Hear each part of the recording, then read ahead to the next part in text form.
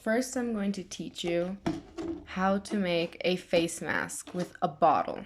I'm really sorry, this isn't the type of bottle that you're supposed to actually use, but I'm using whatever I have. But here in Bolivia, we use the 3-liter Coca-Cola bottles that are a bit wider, so they fit better in your face when you put it on. So what you're gonna do is you're gonna cut the bottom part of the bottle like I did. So what you wanna do is you're gonna cut this with one of these. It's much better. I mean, scissors will help too, but not as good as one of these are gonna work. So, but be careful while you're doing this. Make sure that if you're a child, please do not do this. Please always get an adult to help you. So what you're gonna do is you're gonna cut it in a U shape so that it fits your face.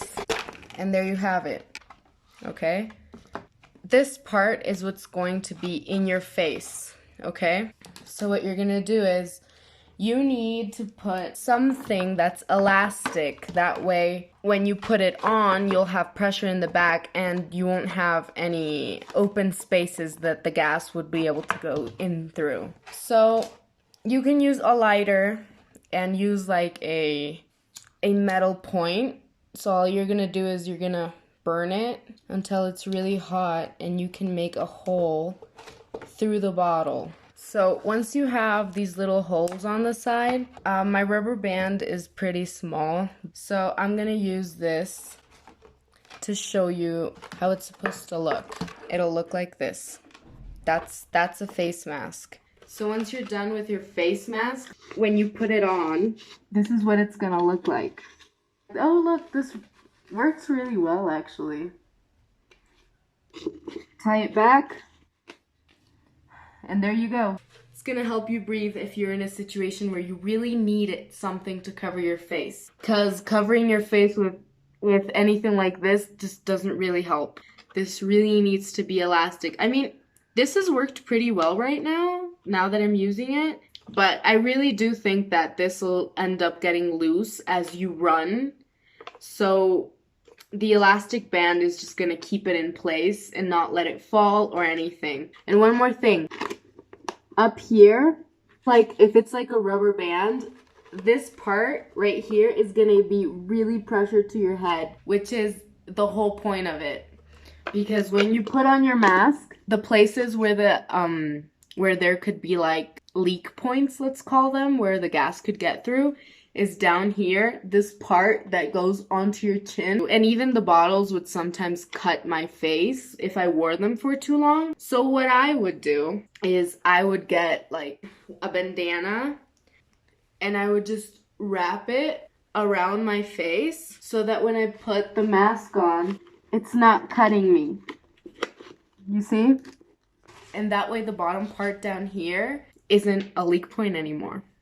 Now, let's be very clear about how this works. When you're wearing this gas mask and you're being thrown tear gas, it's going to protect you 100% from the tear gas. But it's gonna get really hard to breathe.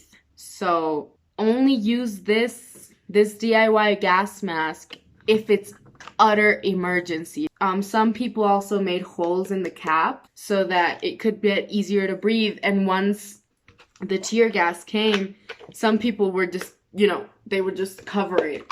I also saw that they would put small filters on the cap and then they would cover it over so that you could still breathe and tear gas wouldn't get through. So with this gas mask, make sure you're aware that it'll get hard to breathe and that it'll get hard to see. When you're breathing, the vapor from your breath will make the bottle foggy. But don't worry, just make sure you know where you're running and make sure you go to a safe place.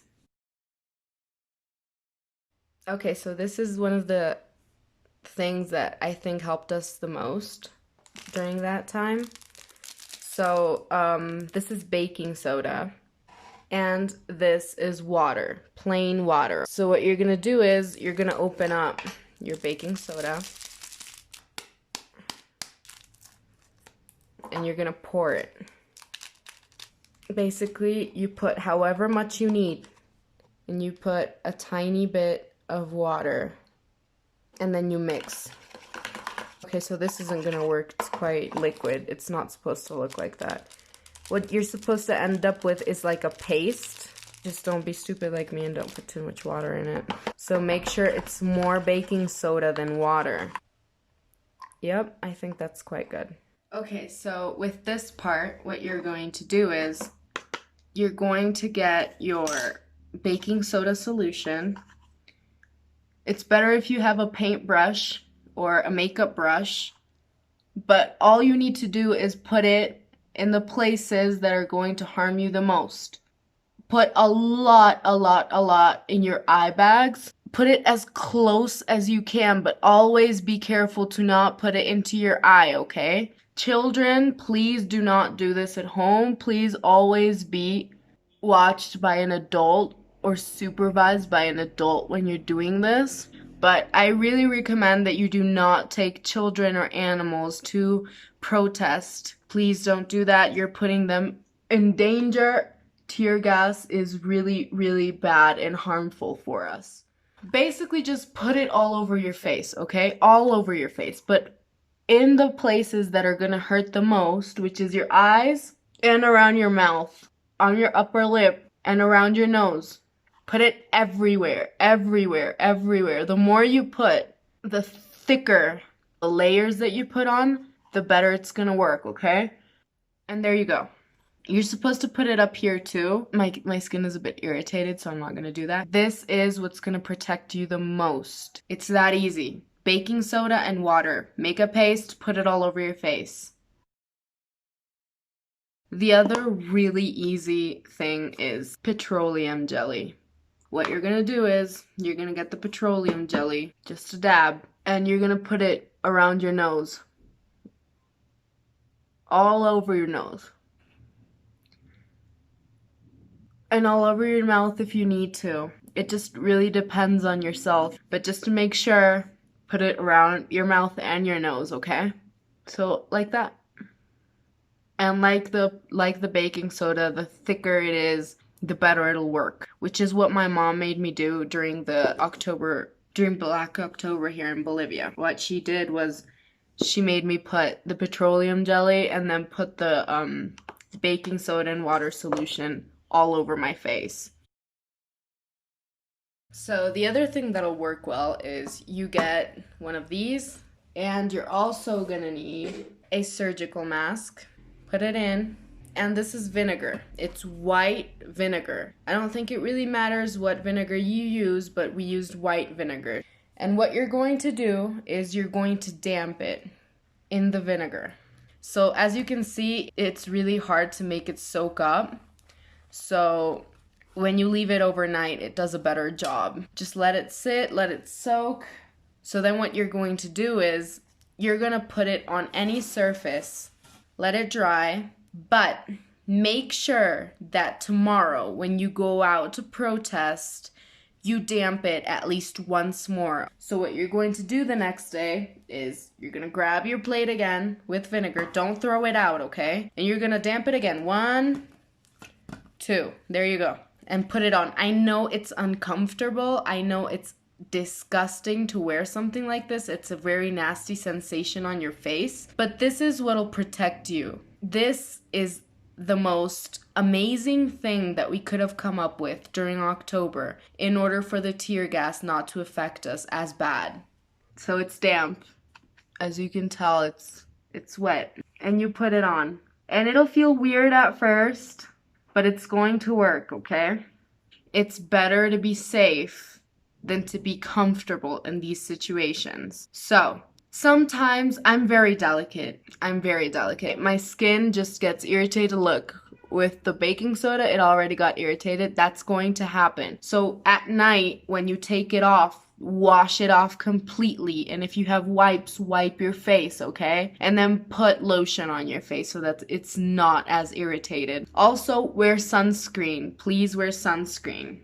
Now, what I did was I would get a bandana Damp this too in the vinegar overnight, but don't damp it in the morning when you're about to leave. So what you're going to do is the surgical face mask that you did damp last night and before you left home, you're going to wear it and you're going to put it over it.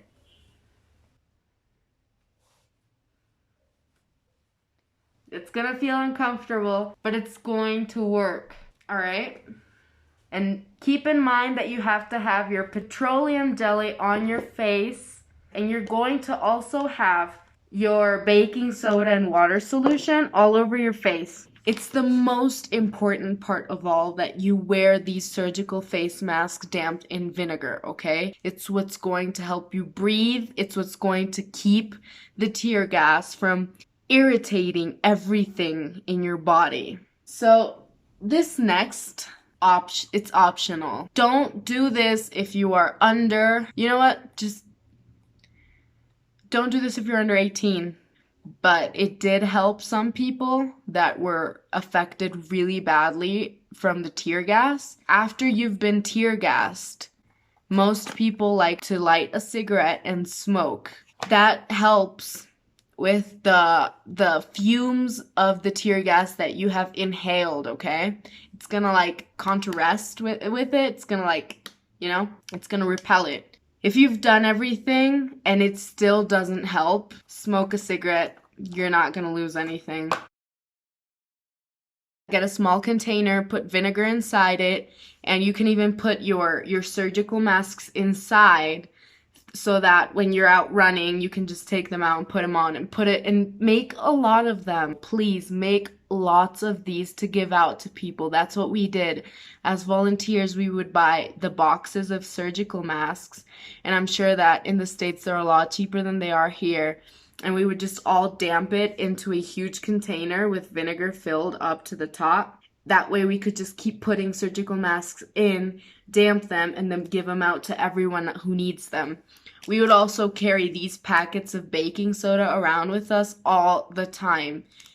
Now, please make sure to have a big bottle of water with you. Whether you're running or you've been tear gassed, water is really important. Another thing you need to make sure, do not have exposed skin, because if the tear gas gets to you and it's fuming right next to you, it'll get to your skin, and some people have irritability to it, so you'll get rashes and it'll hurt really, really bad. So wear long sleeves as so. Make sure you're covered every part of your body, okay? Make sure you wear really thick cargo jeans, wear those, but wear pants or any type of clothes that's really thick. And I would always carry extra clothes in my backpack. Always wear a backpack, okay? Make sure that your shoelaces are always tucked inside so that they don't get loose and you can trip on them. Also, I would use scarves, not only because it would protect my neck, but also because if anyone else around me didn't have a bandana or any surgical masks and I didn't have any on me so that I could give out, I would give them my scarf, or I would give them my surgical mask and I would wear my scarf. So always be ready and be safe, okay? Please be safe out there. So yeah, that's everything I learned in October. I'm passing it on to you guys that have a fight that you need to win. I really hope this helped. I really hope you're safe out there more than anything. And please, please, please, as I said before, do not take your children to the protests. It can get violent. It can get dangerous. Don't do it. Don't take your animals either, please.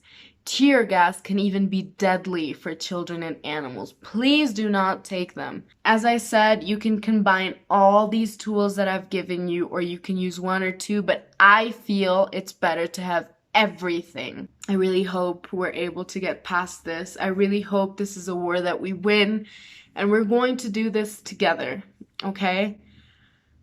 To all my friends out there, I love you, I miss you, and I really do hope I see you soon. Thank you so much for listening. Thank you so much for being there. And thank you so much for speaking up. We're with you. I'm with you, and I hope we can get past this together. And be strong. Be strong!